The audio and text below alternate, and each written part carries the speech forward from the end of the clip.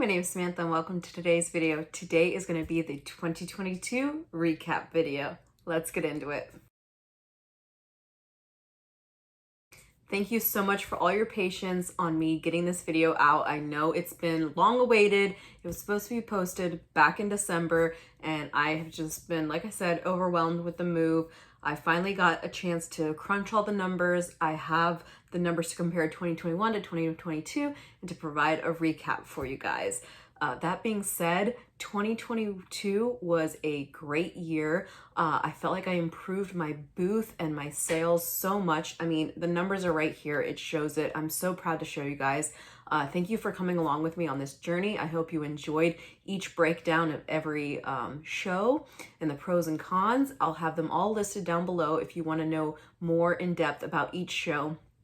And like I said before, in the coming 2023 season, my shows are definitely going to look a lot different as I'm now located in Ohio rather than Virginia. So I'm going to have to relearn the shows out in this area. And one of my goals for this year is to not spend any money on inventory. The only money to be spent is on shows, like the vendor fees, as well as gas or food. I did a huge haul, I'll have that link down below, of all the inventory based on my sales from last year to be able to produce more units to sell even more this year. That being said, let's talk numbers. So I've got my printout here. I'll try and put it up on the screen for you. This year I had 13 shows, 21 days of shows, because some shows are multi-day events.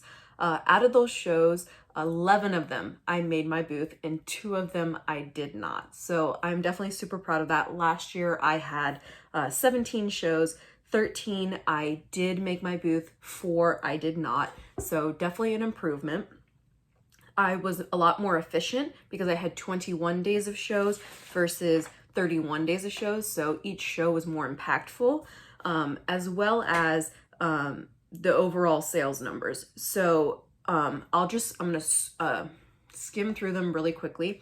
So my first show was in March and my last show was in December. And my goal is to have about 1 show a month, which having 13 shows equals out to about a show per month, even though not every month has shows. For example, this year my first show is not until March as well.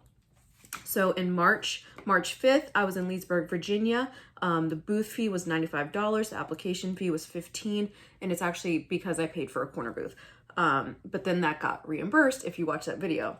My total sales was $512. I had $16.28 in credit card fees, and I made $19.97 in tips. If you haven't already watched my Square video on how to make your Square reader work harder for you, one of my biggest tips is to turn on your tips.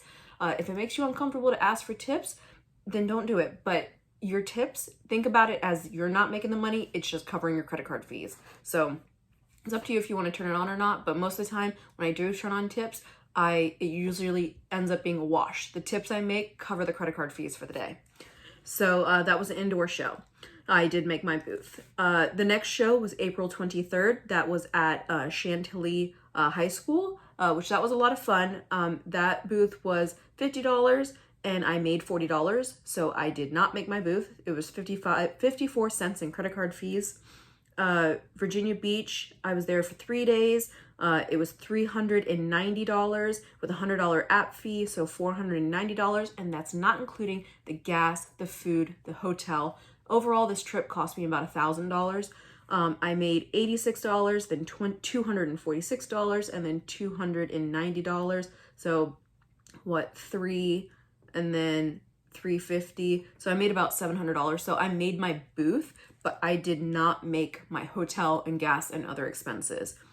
August 4th was the Morning Buzz. That was in Leesburg, Virginia. The booth was $125. I made $112 in sales, $3.35 in credit card fees, $3.90 in tips, and I did not make my booth. I was very close, but I did not make my booth. And if you want to know why, go rewatch that video. I've explained why I didn't make my booth, and it's not a big deal.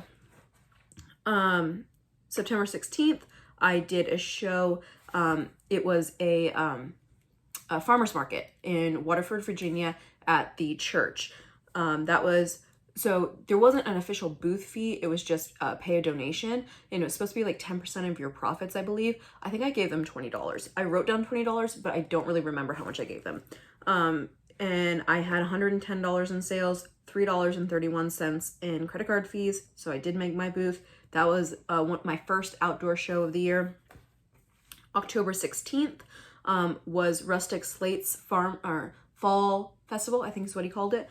That was in Peonian Springs. The booth was $35. That was an outdoor show as well. I made $246. There was $6.74 in credit card fees and $0 in tips. The next show was November 3rd, the Morning Buzz event. The same people who, Real Ladies of Loudoun County, these were the same people as the show in August. So this one was $125 as well. I had signed up for both the events at the same time. And I made $142, and then it was $3.15 in credit card fees, and I made 0 tips. When I make 0 tips, it's because I never asked anyone. Generally, if I ask people throughout the day, somebody will tip. So the days when I marked 0 tips, it doesn't mean that nobody gave me a tip. It means that I never asked for it. So the second time I did the Real Ladies of Loudoun County event, I did make my booth. But like I said, both those events I shouldn't have signed up for. I was not the correct demographic for it, but I did have repeat customers at the second time and make enough sales the second time. But summer shows overall are just not as busy. The next one was November 5th, Brook Point Craft Show. So I definitely had like really high hopes for this show. It was okay, but it was not as great as I had hoped. I paid for a double booth, so it was $100. I made $292 in sales, $5.10 in credit card fees, and 0 tips. And okay, I get how that sounds. Like I made $192. Okay, but there's also the cost of the inventory, the gas. I stayed at a hotel, food. So it ended up being a wash. But next event, Great Beginnings. So November 9th and 10th, Great Beginnings in Leesburg, Virginia. That was $30 was the app fee, the booth fee. And that's a donation to the church. And then, because it's Great Beginnings preschool, I made $90 the first night with $1.89 in credit card fees, $0 in tips. And then the second day, $150, $3.74 in credit card fees, and 0 tip. So overall, that event, I made over $200, and the booth fee was $30. Great Beginnings is definitely like my most efficient event because it's a very short time period. Love that event. Heather is fantastic.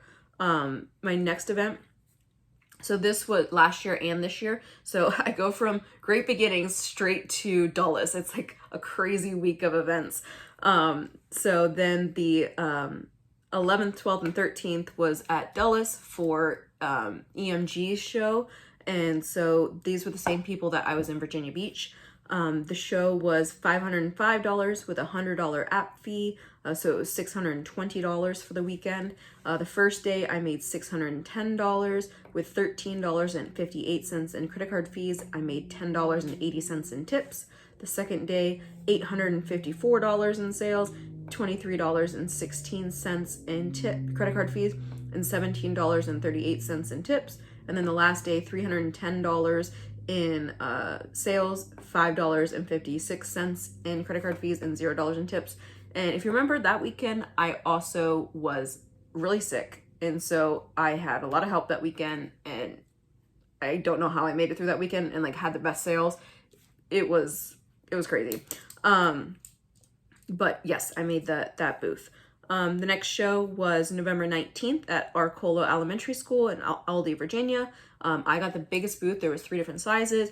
It was $125. I made $204, which is $3.08 in credit card fees and $0 in tips. Again, it sounds like I did well, but when you calculate in the gas, the time, the effort, it wasn't worth it. I did make my booth though. The next show was December 3rd and 4th at Ida Lee. That was the Holiday Fine Arts show. It was $155. That's because I paid for a corner booth. And the first day I made $1,366 in sales, $34.85 in credit card fees, $0 in tips. And then the next day, $764 in sales, $18.94 in credit card fees, $0 in tips. So that was well worth my time, 100%. Best show of the year. The next and last show of the year was December 9th, 10th, and 11th at Dulles. This was Capital Arts and Craft show. It was $645 and a $25 app fee, so it was $670 to be there. It was 3 days. The first day I made $480 in sales, $10.84 in credit card fees, $0 in tips, $688 on the second day, $14.60 in credit card fees, $0 in tips. And then the last day was $360 in sales, and then $9.23 in credit card fees, no tips. And so again, that one, I made my booth, but again, it was not worth my time. I talked in depth on that video, and like Friday was an issue, so I won't be doing any more Capital Arts and Craft Festival shows at this time. But that being said, overall, in booth fees, I paid $2,255, and I had a total sales amount of $7,952. So if we just do some quick math, that's about $5,000. That being said, I spent about $2,000 on fabric to get the inventory that I need for this year, and I probably spent about $1,000 on just upgrading my booth. I bought a new tent, I bought tables, so the booth was $100, tables were over $200, tablecloths were over $100, different displays and things like that. So various things that I bought throughout the year to use for my business, I spent about $1,000. So there's about $3,000 right there. And then if we factor in, gas, food and stuff, let's say another $1,000. So what are we at? We're at $4,000. So let's say I made $1,000 of profit.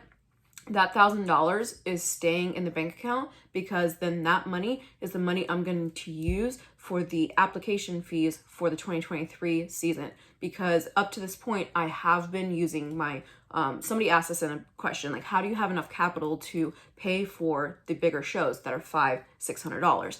So up to this point, I've just been using a personal credit card to pay for the bigger shows. The smaller shows, I use my business account because it's a checking account. I don't have a business credit card at this time.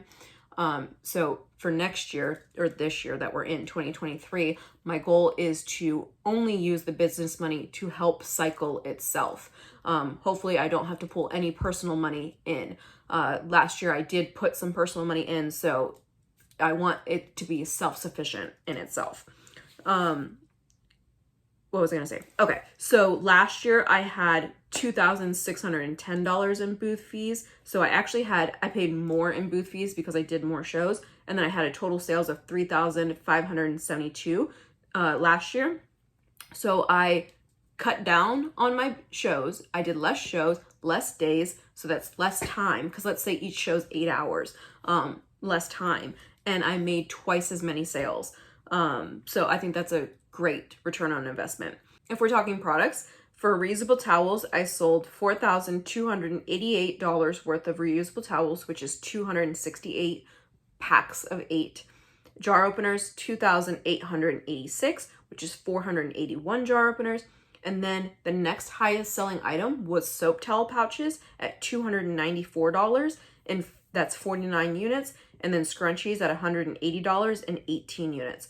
So that's a drastic difference, both in sales numbers as well as the quantity. It goes from being 2,886 to 294, 481 units to 49 units. That really shows me that all of those other products are really not worth my time, effort, and energy. So I will not be creating any other product this year besides reusable towels and jar openers. And then I told you guys I was going to make the blankets, which is going to be a higher dollar item. So those are the only 3 items I will be creating. I am going to still bring the other items that I have made, but I will not be adding to the inventory because it is just not worth my time.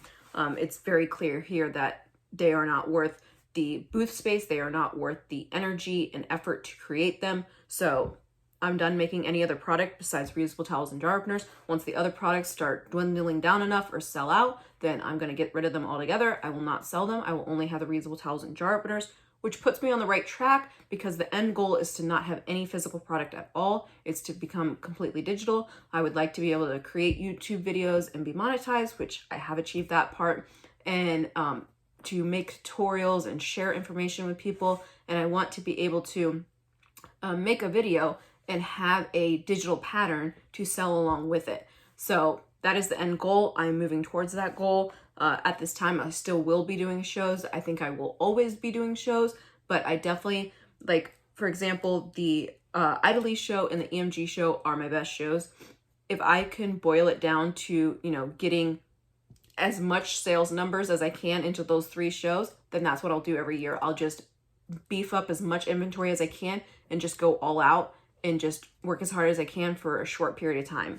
So for right now on the calendar for 2023, I have confirmed only 1 show, but I have 2 other shows pending that I want to do.